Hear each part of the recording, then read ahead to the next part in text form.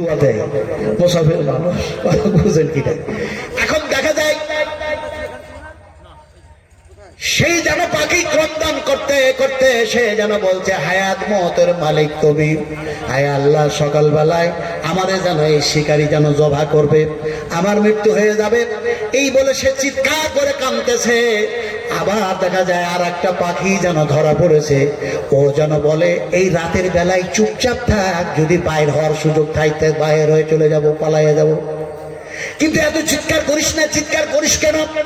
তো ঘুঘু পাখিটা বলছে, শোন, কান্নার কারণ আর চিৎকার করার কারণ হচ্ছে এটা, আমার গোশত যেন বৈধ, আমার গোশত হালাল, শিকারী জাল থেকে বাইর করবে, আমারে জবাই করে আমার গোশতটা যেন খেয়ে নেবে, তার জন্য আল্লাহ যেন আমার গোশত হালাল করে দিয়েছে, বৈধ করে দিয়েছে, এই জন্য কাঁদতেছি। কিন্তু তুই কেন চিৎকার করছিস বলতো? এই কাক, তুই কেন চিৎকার করছিস? কাকটা বলছে, আমি কেন চিৎকার করছি জানিস? সকালবেলায় তোরে যেমন ধরে বাইর করবে জাল থেকে, যে জবা করবে, আমাকেও ধরে বাইর করবে কোন মৌলবীর কাছ থেকে যে হালালের ফতুয়া এনে আমাকে জবাই করে তোর সাথে মিশিয়ে দিয়ে খেয়ে ফেলবে, যার জন্য আমিও চিৎকার করছি। ফতুয়া দেওয়া সহজ, কিন্তু আমল করা অত সহজ না। কথাটা বলতেছিলাম কি, যে আপনার মাদ্রাসা খোলা হলো, এমনি করে দেখা যায় মেয়ের আগে আমার সামনে আসতে পাবে না ইত্যাদি অনেক কিছু বললো, তার সাথে সাথে ওনাকে প্রশ্ন করা হলো, মাদ্রাসায় কেন যাবে? মাদ্রাসাতে তো সন্ত্রাসের ট্রেনিং দেওয়া হয়। উনি বললেন, মাদ্রাসায় যাব এই জন্য, মাদ্রাসাতে আমার ওস্তাদুল আসাতেজা আছেন, আমার ওস্তাদগণ আছেন, স্টুডেন্ট আছেন, তুলবা তালিবুল ইলম, যারা ইলম সঞ্চয় করার জন্য এসেছে, তাদের সাথে মোলাকাত হবে, দেখা সাক্ষাৎ হবে, আযান হবে, সালাত আদায় হবে, এর জন্য মাদ্রাসায় যাই, মসজিদে যাই। আমরা কোনো খারাপ ট্রেনিং দেওয়ার জন্য যাই না। মিডিয়াদের জবাব বন্ধ হয়েছিল, কথা বুঝুন কিনে, মাদ্রাসা খুলে দেওয়া হয়েছে। এখন দেখা যায় আপনারা একটু সবুর করুন আর ধৈর্য ধরুন। এটা 25 সারা পৃথিবীর উন্নত মানের যারা গবেষককারী, এরা যেন দেখা যায় সেই সমস্ত যেন দেখা যায় সবকিছু মন্থন করে তারা বলেছে যে খুব তাড়াতাড়ি 2050 সালের মধ্যে দেখা যায় এমনি করে গোটা বিশ্বে দেখা যায় এমনি করে ইসলামের ঝান্ডা উত্তোলন হবে, আর দেখা যায় ভারতের মাটিতেও ইসলামী যেন দেখা যায় শাসন ব্যবস্থা চালু হবে। জরুল আলহামদুলিল্লাহ, আরো জরুল আলহামদুলিল্লাহ। সে চেষ্টা চলছে, এখন মাথাতে আসছে না নেতাদের মাথাতে, তার মানে এরা কুরসি মাতাবার চেষ্টায় আছে।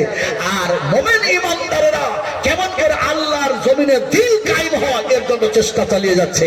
আল্লাহ পাক সাকসেসফুল করবেন ইনশাআল্লাহ, বলুন ইনশাআল্লাহ, আরো বলুন ইনশাআল্লাহ। আলোচনা করছিলাম কি মনে আছে? কি আলোচনা করছিলাম? তালেবান সরকারের ওই পরীক্ষার হলে যারা ছিল সব বাইর হয়ে চলে গেল। মাদ্রায় দেখা যায় মাথায় যেন টুপি, পাগড়ি বাঁধা মানুষ, তারপরে লম্বা জামা, সেই বুড়ো মানুষটা যেন ওই পরীক্ষার হলটির কাছে গিয়েছে। রাজার প্রজার মধ্যে যে মেন প্রজা তাকে বলল, ভাই পরীক্ষায় কে পাস করেছে না করেছে কিছুই জানি না, ফলে দেখা যায় কেউ যদি পাস করে থাকে রেজাল্ট কি হয়েছে তাও তো শুনি নাই। রাজার প্রজা বলল, ভাই কেউ পাস করতে পারে নাই, তুমি বুড়ো মানুষ কেন এসেছ? বুড়োদেরকে দেখলে হাসে না, কিন্তু মুখে দাড়ি থাকলে চাচা বলতে মেয়েরা ছাড়ে না। কথা ঠিক না? ঠিক বলেন। আমি চাচার ওয়াজ অনেকবার করেছি, আমি আজকে করবো না। কথা বলছেন কি? হ্যাঁ, দাড়ি রাখলে সম্মান বাড়ে না কমে? একটু জোরে কথা বলবেন দয়া করে। দাড়ি রাখলে সম্মান বাড়ে না কমে? দাড়ি পাকলে সম্মান বাড়ে না কমে? দাড়ির ফজিলত বয়ান করব না, কিয়ামতের মাঠে কি হবে, নূর হবে, ইত্যাদি হবে, হ্যান হবে, তেন হবে, আমি সেই কথা বলবো না। দাড়ি যারা রাখেননি আজকে তারিখ নিয়ত করলেন, আমি মোহাম্মদ সাল্লাল্লাহু আলাইহি সাল্লামের মুখে দাড়ি, তাই আমি তার উম্মত, আমি আর দাড়ি কাটবো না। একটা আমল করে যান, আজকে একটা কাজ করে যান, যে দাড়ি রাখলে সম্মান কমে না বাড়ে দেখে নেবেন। দাড়ি রাখাতে সম্মান বাড়ে না কমে দেখে নেবেন। বলে কি করে দেখবো? বলো না, বলে দাড়ি রেখে শ্বশুর বাড়ি বেড়াতে যাবেন, আপনার স্ত্রীর বোন কি বলে? স্ত্রীর বোনকে আপনারা কি বলে? আমি তো কথা বলবো না, আমি বলবো ফিদ্দিন। আল্লাহ পাক বলছেন প্রত্যেকটি নর আর নারী, মুসলিম আর মুসলিমা তারা তোমাদের দিনই ভাই। কথা বুঝেন কিনা? আপনারা বলেন কি সালি। এখন দেখা যায় আপনি দাড়ি রেখে যাবেন, ওই আর বলবে না দুলা ভাই কেমন আছো, ওটা বলবে না। দাড়ি রাখার পরে সে তার মাথায় কাপড় ছিল না, মাথায় কাপড়টা নিয়ে বলবে আসসালামু আলাইকুম ওয়া রাহমাতুল্লাহি ওয়া বারাকাতুহু। দুলা ভাই কেমন আছেন? সম্মান বেড়ে আল্লাহ পাক বাড়ায়া দিলেন। যেমন সুবহানাল্লাহ। দাড়ি রাখবেন না, এমনি করে যাবেন, দেখা যায় আপনাকে দেখে হাসবে আর বলে দুলা ভাই এসছে, কাছে বসে কতক্ষণে আনন্দ আর এনজয় করার সুযোগ হয়ে যায়। শয়তান সেখানে সেই যেন দেখা যায় প্রসেস করে দেবে, ব্যবস্থা করে দেবে। কথা বলতেছিলাম, দাড়ি রাখলেই আল্লাহ পাক সম্মান বাড়ায় দেবেন। তো দাড়িওয়ালা টুপিওয়ালা মানুষ তিনি গিয়েছেন, তারপরে বলেন কেউ পাস করতে পারে নাই। উনি বলেন আমি একটু দেখবো পরীক্ষায় পাস করতে পারি কিনা।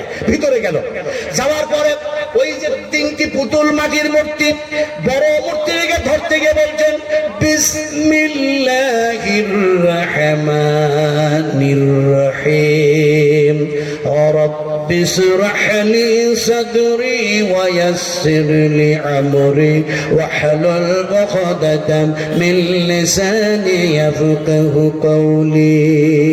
দোয়া পড়লেন আর বড় মূর্তিটাকে উঠালেন, দেখলেন, রেখে দিলেন আর বললেন ইনশাআল্লাহ ইনশাআল্লাহ এই মূর্তির ভেদাভেদের কথা আমি বলে দেব। রাজা ছিল ঘরে, দেখছিল এই বুড়ো কি করে। শেষ পর্যন্ত রাজা নিচু নেমে আসলো, এসে বলল এই মূর্তির ভেদাভেদের কথা আপনি বলে দিতে পারবেন?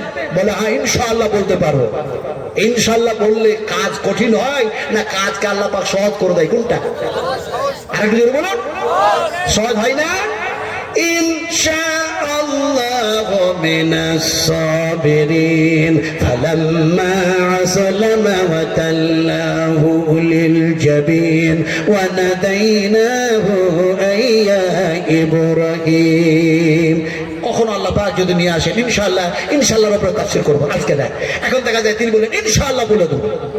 এখন দেখা যায় রাজা বলল তোমার পূর্বে একটা শিক্ষিত মানুষ আমার দরবারে কাজ করত, কর্মচারী ছিল, কিন্তু সেই মূর্তিগুলি তৈরি করে দিয়ে গেছে আর মূর্তির ভেদাভেদ আমাকে বলে গেছে। তার কথার সাথে তোমার কথার যদি মেল হয় অবশ্যই আমি তোমাকে যে পদে রাখতে চেয়েছি সেই পদ তোমাকে আমি দান করব, সেইভাবে তুমি কর্মচারী হিসেবে থাকবা। বলো। তিনি বললেন বড় মূর্তিটা উঠায়া দেখলাম তার দুই দিকে দুইটা কর্ণকান, তার মধ্যে যেন একটা ড্রেন দেখতে পেলাম, ফলে যেন ডান দিক থেকে বাম কান পর্যন্ত যে নালাটা আছে, ড্রেনটা আছে। এই মূর্তিটার কন্ডিশনটা শুধু এরকম না, বরং আল্লাহর জমিনে এক শ্রেণীর মানুষ বসবাস করে যারা এক কান দিয়ে শোনে আর এক কান দিয়ে বাইর করে দেয়। রাজা বলল রাইট, ঠিক বলেছ, তার কথার সাথে তোমার কথা মেল হয়েছে। বলো দ্বিতীয় মূর্তিটার অবস্থাটা কি? সে বলল দ্বিতীয় মূর্তিতে দেখলাম তারও দুই দিকে দুইটি কর্ণ, সেই কর্ণের মধ্যে যে যেন ট্রেন আছে সেই ট্রেনের সঙ্গে জয়েন্ট হয়ে মধ্যম মূর্তিটার দেখলাম যেন মুখের দিকে একটা ট্রেন বাইর হয়ে এসছে। তার মানে দেখা যায় এই মূর্তির অবস্থায় শুধু এরকম না, আল্লাহর জমিনে এক শ্রেণীর মানুষ বসবাস করে যারা মুখ দিয়ে এত বলে কিন্তু তারা আমল করে না। রাজা বললেন ঠিক বলেছ, এটাও সত্য। বলো তৃতীয় নম্বর মূর্তিটার কি অবস্থা? সে বলল তৃতীয় মূর্তিটারও দেখলাম মুখ দিয়ে যেন ট্রেন এসেছে, নালাটা বাইর হয়েছে, তার সঙ্গে জয়েন হয়ে আর একটা ট্রেন যেন দেখা যায় তার সিনার দিকে এসে গোল হয়ে গিয়েছে। তার মানে এই মূর্তির অবস্থা শুধু এরকম না, আল্লাহর জমিনে এক শ্রেণীর মানুষ বসবাস করে, তারা চোখ দিয়ে যত ভালো জিনিসগুলি দেখে, কান দিয়ে যত ভালো কথা শোনে, মুখ দিয়ে যত ভালো কথা বলে, শুধু বলে না, শোনে না, দেখে না, বরং দেখার পর শোনার পর সেই ভালো জিনিসের প্রতি জীবনের জিন্দগির যেন আমল তৈরি করে। রাজা বললেন তুমি তো মূর্তির ভেদাভেদের কথা সঠিক বর্ণনা করে দিয়েছো, তার কথার সাথে মেল হয়ে গেছে। কাইফা আনতা, তোমাকে জিজ্ঞেস করা উচিত ছিল তুমি কেমন আছো, কিন্তু আমি ভুল করেছি, তুমি আমাদের ক্ষমা করো। মা ইসমুকা, তোমার নাম কি? বলুন সুবহানাল্লাহ। এবার রাজা জিজ্ঞেস করছেন তোমার নাম কি?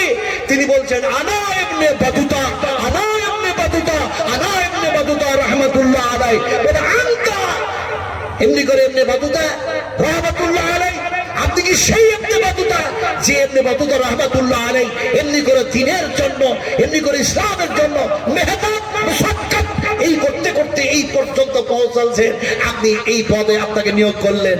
বললাম, সে বলল তোমার পদের লোভী নই, আমি যেন আল্লাহর যেন দরবারে যেতে হবে, তার কাছে হিসাব দিতে হবে, তাই এখান থেকে চললাম।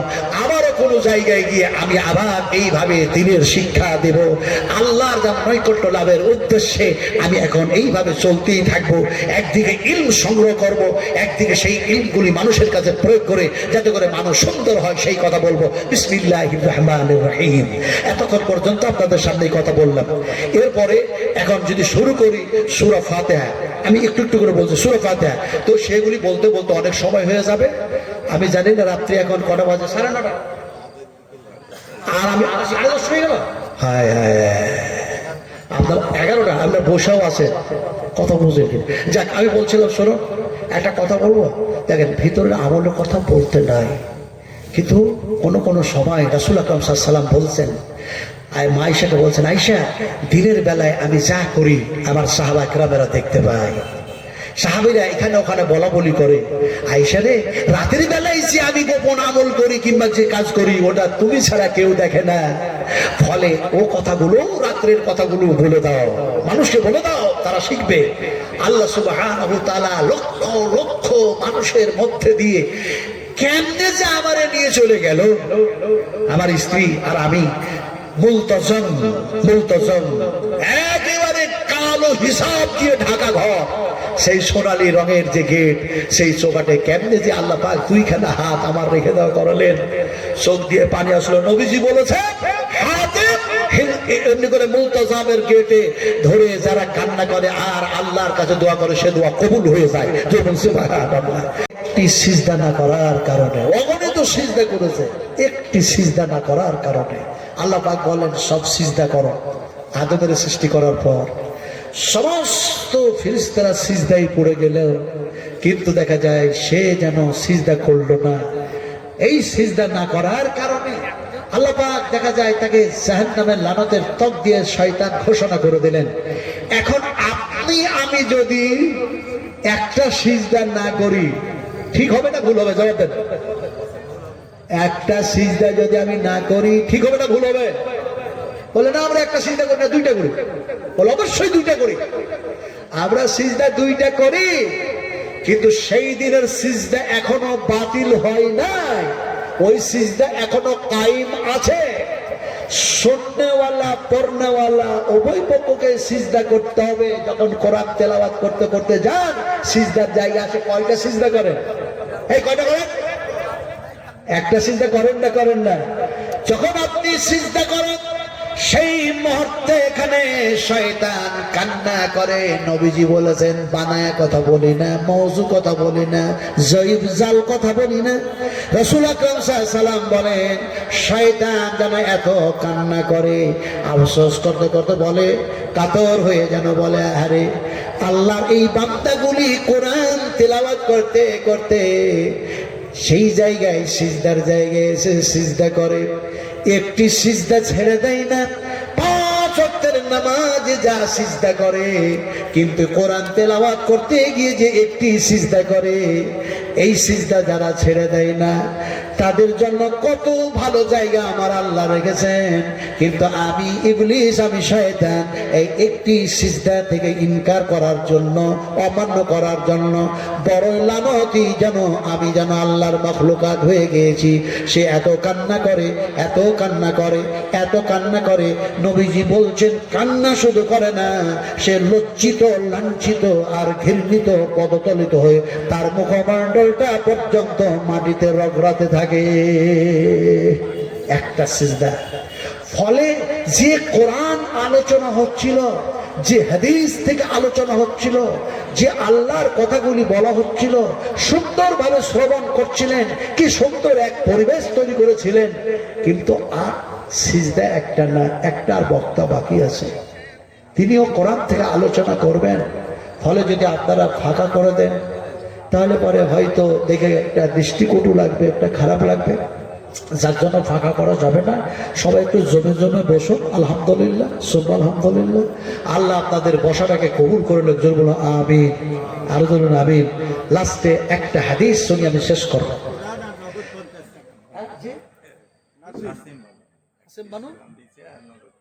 নগদ 50 টাকা। কিতনি হি নেকি ছোটি হো, 50 টাকা দিয়ে দিতে গিয়েছে। আর কোরআন একটা দিয়েছে, কিতনি হি নেকি ছোটি হো उससे कोई हल्की न जान रब को बख्शीश के लिए कुछ बहाना चाहिए। আল্লাহর নৈকট্য লাভ করার জন্য কিছু না কিছু একটা বাহানা খুঁজতেই হবে। সে 50 টাকা দিয়ে বটে যে একটা কোরআন দিয়েছে, আল্লাহ তুমি এটা তাকে জাযায়ে খায়ের দান করো, আল্লাহ তাকে তুমি অত্যাধিক নেকি দান করো, আল্লাহ তার জীবনের গুনাহ খাতা মাফ করে দাও, আল্লাহ তুমি আরো বেশি বেশি করে দেওয়ার জন্য আরো তাকে মাল মাত্তা বেশি করে দাও, আল্লাহ তার মালের মধ্যে আরো তুমি বরকত দাও। আল্লাহ আমিন, আল্লাহ আমিন। লাস্টে একটা হাদিস বলে শেষ করো। রাসূল করিম সাল্লাল্লাহু আলাইহি সাল্লামের কাছে, কোনটা যে হাদিস বলবো, অনেক হাদিস মনে পড়ে যাচ্ছে। আপনারা আছেন তো, তো ফজর নামাজ পড়তে হবে তো, না হবে না, হবে তো। কিন্তু আমি বক্তা বলে এত ওয়াজ করেছি আর ফজর নামাজ না পড়লে হবে, আর মশলার তো অভাব নেই, বলে যখন ঘুম ভাঙবে তখনই পড়তে হবে। নবীজি বলেছেন, কথা বলছেন কিনে, কিন্তু এটাও তো বলেছেন ফাওয়াইলুল লিল মুসাল্লিন আল্লাযীনা হুম আন সালাতিহিম সাহুন। নামাজের ওয়াক্তে, সালাতের ওয়াক্তে যারা সালাত আদায় করে না, ইচ্ছাকৃত কাজা করে। ইচ্ছাকৃত কাজা নবীও করেছেন, আমরাও করলাম একদম। আর ফরমাটে মাগরিবের নামাজ পড়লামই না, ইচ্ছাকৃত কাজা। কথা বুঝেন না, একবার মুজদালিফাতে এসে মাগরিব আর ইশা দুই নামাজ যেন আদায় করলাম, আলহামদুলিল্লাহ। তো যেখানে দলিল যেটা আছে ওখানে ঠিক আছে, কিন্তু আপনি বাড়িতে বসে ওয়াজ করার পরে আপনি ঘুমাবেন, ফজর নামাজ জমাতে পড়বেন না, কায়ামতের মাঠে পাকড়াও হয়ে যেতে হবে। কথা বুঝেন কিনে। তো ফজরের নামাজ পড়ে মসজিদ থেকে মুসল্লিরা বাইর হচ্ছে, ফজরের নামাজ পড়ে হযরত ওমর রাদিয়াল্লাহু তাআলা বলছেন, এরা একটাও মুমিন নয়, একটাও যেন মুমিন নয়। সঙ্গ সাথীরা অবাক হয়ে গেলেন, যারা ফজরের নামাজ পড়ে। নবীজি বলেছেন 2 ঠান্ডার ওয়াক্ত, এমনি করে আসর আর যেন ফজর, এই 2 ওয়াক্তে যারা নামাজ পড়ে তারা জান্নাতি। রাসূল বলেছেন কেমনে এরা মুমিন হতে পারে না? অন্য সাথীদের মধ্যে মনের মধ্যে গাইছে কথা। কেউ যেন বললো ইয়া আমিরুল মুমিনিন খলিফাতুল মুসলিমিন, এরা ফজরের নামাজ পড়ে মসজিদ থেকে বাইর হচ্ছে, অথচ এরা কেউ মুমিন নয়, তাহলে এরা কি? হযরত ওমর বললেন এরা মুমিন নয়, কিন্তু এরা মুসলমান।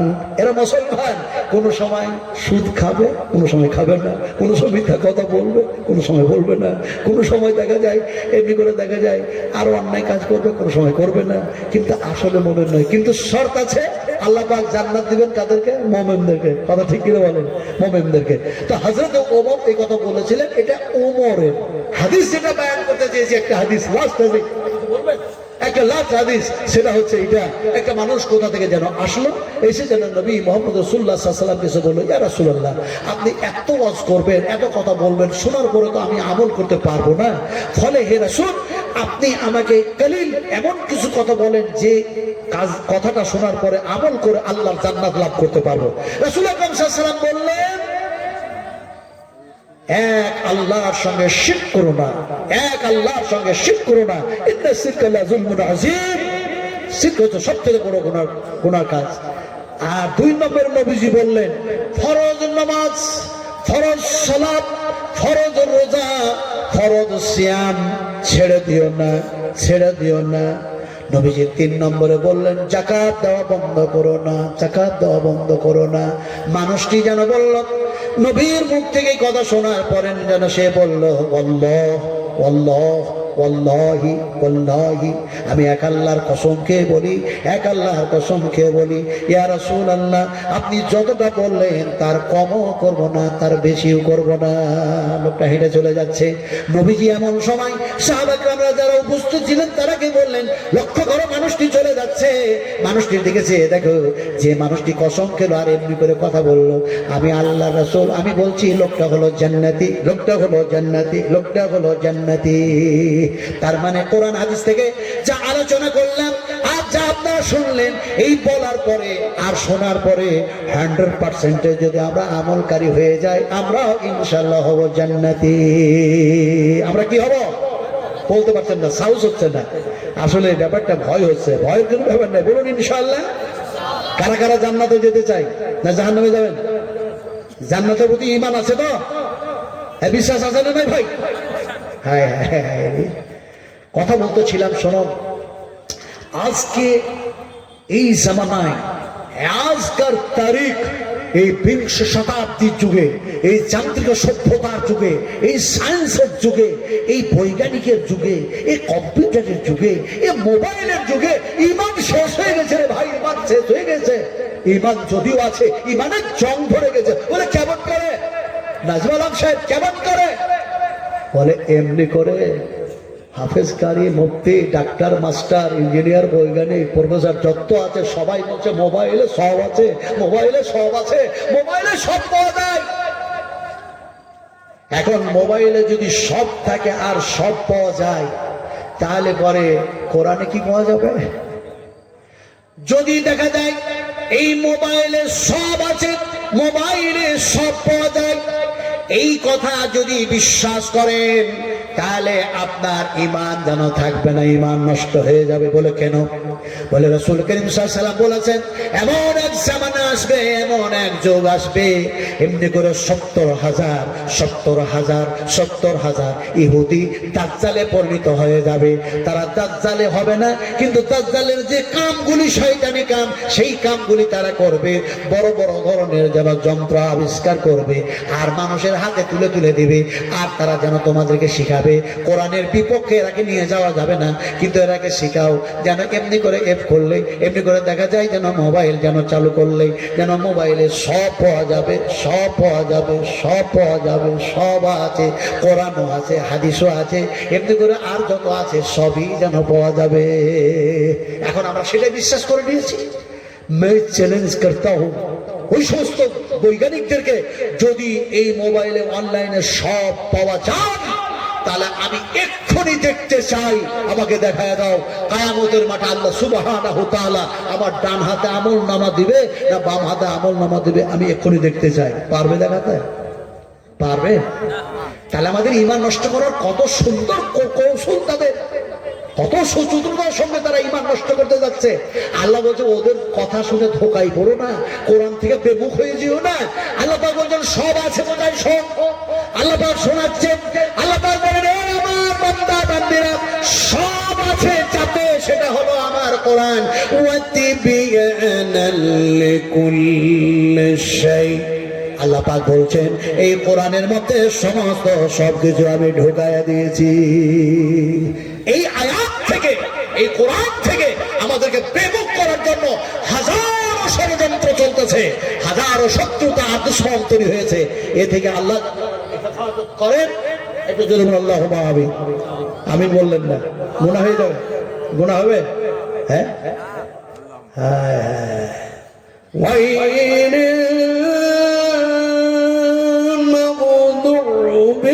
عليهم ولا الضالين آمين। কি সুন্দর কথা। আমি বিস্তার এসে গেছে। ওই যে বলছিলাম যে একটা সময় ছিলাম একরকম, এক সময় আর এক রকম। সেই মানুষটা আজকে এক সময় ছিল যখন আমি যখন গিয়েছি তখন সেই মাদ্রাসার ছাত্র, আজকে বক্তা। কত বুঝুন কিনে আলহামদুলিল্লাহ। আল্লাহ পাক ওনার মুখ দিয়ে ভালো কথা বলে নেন, ভালো কথা শুনি কোরআন হাদিস থেকে। শোনার চেয়ে বলার চেয়ে বেশি বেশি করে আল্লাহ পাক উত্তম আমল করা যায় তৌফিক দান করেন। আবারও বলি আল্লাহুম্মা আমিন।